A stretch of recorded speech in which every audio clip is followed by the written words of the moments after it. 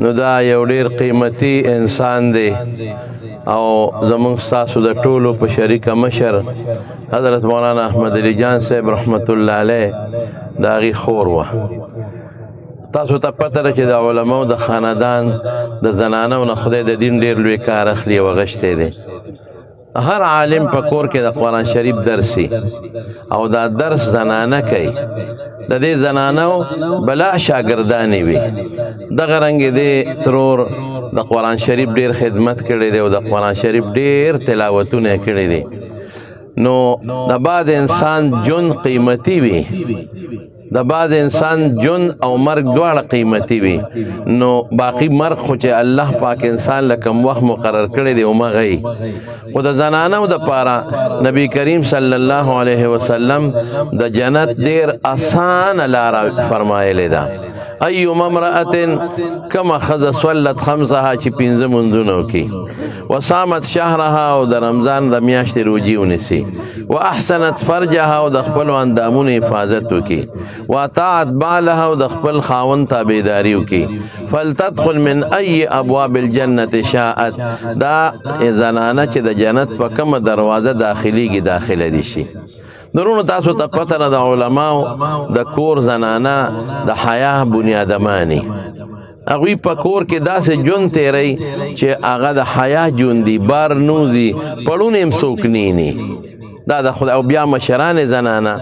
دویم د دې ټوله زندگی د عالمانو سره تیریږي. پلار عالم وي، بچی عالمان حافظانی، خاوند عالم وي. دا څومره لوی د خوشحالۍ خبره ده. دی د ټول په خپل کور کې دننه د علماو خدمت کوي. ګورنو بی بی آسیه د فرعون ښځه وه او الله پاک قرآن شریف کې صفت کړی دی اشارتن، او رسول الله مبارکم ولې یوه د فرعون ښځه کور د فرعون کې و خو د موسی علیه السلام تربیت یې کړی دی. بی بی عائشی صدیقی رضی اللہ تعالی عنہ فضائل ولی راغلی دی او حضور پاکی صفت کئی ذکر دا رسول اللہ مبارک خدمت کردی دی. دا حضرت خدیجی رضی اللہ تعالی عنہ صفت ولی کی گی ورا امہات المومنین کے اول درجہ دا. او رسول اللہ صلی اللہ علیہ وسلم او فرمائل چی ماتا اللہ پاک خصوصی جبریل علیہ السلام راغلی دی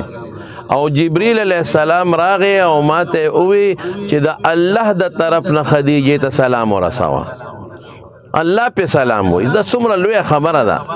او رسول الله صلی الله علیه وسلم فرمایي چې خدیجه رضی الله تعالی عنها له الله په جنت کې داسې یو محل جوړ کړی دی چې هغه محل د یوې ملغلرې نه جوړ شوی دی، پیوند او ټانکه پکې نشته. دا ولې دی د حضور پاک خدمت کړی دی، په سچه ولا خدمت کړی دی او ډیر زیات خدمت یې کړی چې رسول الله مبارک به کلم غار حرا ته نو دی به ورپسې اوبه برخې جوړې چې هغې ته سړی نشي ختی، او چې کله به وخت تیر که ساتوان به ورپسې وړل. دارنګې زما رونو حضرت مریم د هغې څونه فضیلت راغلی دی، په قرآن شریف کې هم ذکر راغلی دی او الله پاک پیغمبر مبارک ذکر کړي د بعضې بیبیانو یو پکې دا ولې د حضرت عیسی علیه السلام خدمت یې کړی. نو کوم زنانو چې هغه د خپلو خاوندانو خدمت کړی دی یا د بچو خدمت یې کړی دی او دینداره خاوندان او بچي نو الله او رسول د هغوی ذکر ډېر په برکت کړی دی. دقه رنګې زموږ د علماو د خاندان بیبیانې چې وي، پلار عالمي نو د پلار خدمت کوي، جامې وله اینځي، جامې وله اسري کوي، د اودسو به ورته برابروي. دا ډېر لوی خدمت دی په کور کې دننه.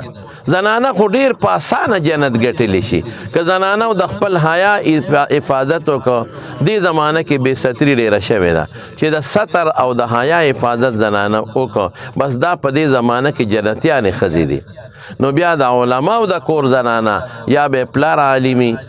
او دا خو الحمدلله ټول خاندان د کلي سره علما تیر شوي دي، مشران تر اوسه پورې الحمدلله دیندار صالحان. خدای پاک اوس هم ډېر لوی عالمان او حافظان پیدا کړي دي. بچي حافظان وي، عالمان وي، د هغې خدمت وکړي، دعاګانې ورته وکړي، خاوند حافظ وي، عالم وي، د هغې خدمت وکړي. کور کې د قرآن شریف درس وي، الحمدلله د هر عالم په کور کې د قرآن شریف درس وي او د نیم کلي نه د کندي د محلې زنانه راځي او قرآن زده کوي، ترجمه زده کوي، دین ورته ښیي دا ډېره لویه مبارک نو دارنګې دا زنانه دا زموږ ترو ډېره مبارک بنیادم او د ټولو نه لویه خبره مولانا احمد علي جان صاحب رحمت الله علیه د هغه څومره قسم دې زه خو چې وګورم زه په دې قوم په دې امت ته هغه ډېر لوی احسانات و هره جنازه به پرې خشته وه زمونږ باباجي چې به کلم جنازه خو به هغه همیشه تورنګزو کې کوله نو جنازه به وکړه نو مولانا صاحب ته به وي عالمه وي راشه بیان به ته کې نو تقریر به هغه کو او حالانکه زموږ باباجي به هم ښکلی بیان کو خلکو به اورېده دوی ته به وی بیان به تو کې بیان به مؤثر و بعضې سړی تقریر وکړي اثر پکې نی بیان کې به اثر و او ښه د موقع شخصیت و عالم نو د هغې خور وه د علماو د خاندان د علماو د کور د قرآن خدمت د جمع دعا ورته وکړئ چې خدای پاکې د آخرت خوشحالۍ نصیب کړي یا الله د آخرت خوشحالۍ نصیب کړي الله د قبر تیارې ورباندې رڼا کړي الله روح د نیکانو بیبیانو سره مرګره کې د امهات المؤمنین او صالحات سره نور مرګره کې او د خاندان چې کوم نیکانې بیبیانې تیری شوي دي نیکان عالمان حافظان هغوی سره روح مرګره کې د قبر تیارې په الله رڼا کې او د آخرت لوی سفر د راحت او د خوشحالو کې او ټولو وارثانو له خدای پاکه که رشته داران یې هغوی له صبر ورکړي د قرآن چې کوم خدمت وکړو کوم تلاوتونه یې کړي دي د هغې برکتونه وله په قبر او په آخرت کې ورکړي دعا کې زموږ ستاسو چې څومره مشران وفات دي نو الله یې د ټولو مغفرتونه نصیب کړي ټول د بخښنې وړ دي دلته کې مولانا صاحب دي مولانا عبدالباري جان صاحب مولانا